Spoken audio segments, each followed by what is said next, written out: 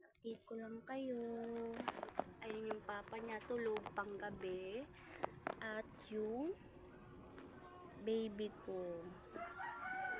Yan. Namasilawan siya. At kung nagtatanong ko bakit may ganyan, natunaw na po kasi ang yellow. Nauntog po kasi siya.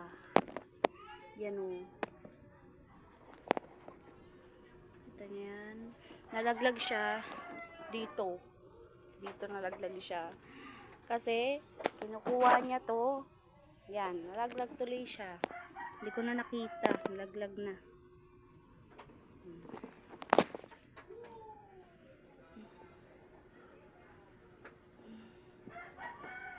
Bibili pa tayo ng yelo. Ng ice tube. Kawawa yung baby ko. May pulbo pa, tumigas. Kanganga pa siya. So, okay naman siya. Mahimbing naman yung tulog niya. Kaso lang nabukulan siya. No, medyo malaki-laki din to. No, medyo okay na rin. Nag-flatten na. Kulit kasi. So, yon ang gagawin dito, ayan, nakikita niyo yan, yung aparador ko na yan. Haharangan yan dito ng hanggang dito. Yan, kasi dito, pinapapagal lang namin. So, haharangan lang. Pagdating ni Papa, sa Sabado, haharangan na lang yan dito, guys. Para dito na lang kami. Kasi, nalaglag na siya eh. Pangalawa na yan beses na nalaglag na siya. So, harangan na lang siya dito, papakuan na lang ng plywood. Kasi ang bet ko sana, bibili ng playpen. Dito, playpen sana. Eh, kaso lang, parang mas maganda yung papag na lang kaya. Yun. Papag na lang papagawa ko.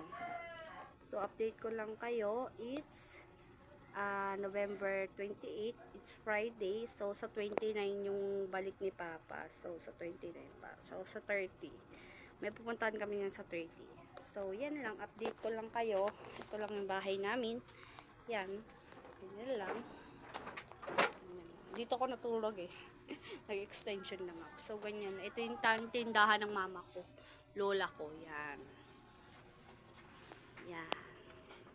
At dito doon natutulog siya. Yan. Nasa taas si mama. Yan. Yan lang. Bahay namin. Yan. So, yun lang guys.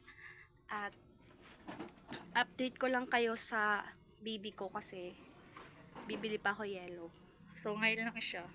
Ngayon lang siya nauntog. So, Diyos ko. Ang kulit-kulit kasi siguro kasama lang talaga yun sa paglaki. So, Arlene, sana mapanood mo to. Ay, naku, napakakulit mong bata ka, ha?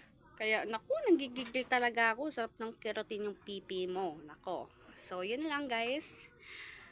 Ay, nako. Bibili pa ako yelo. Yun lang, guys. Bye-bye.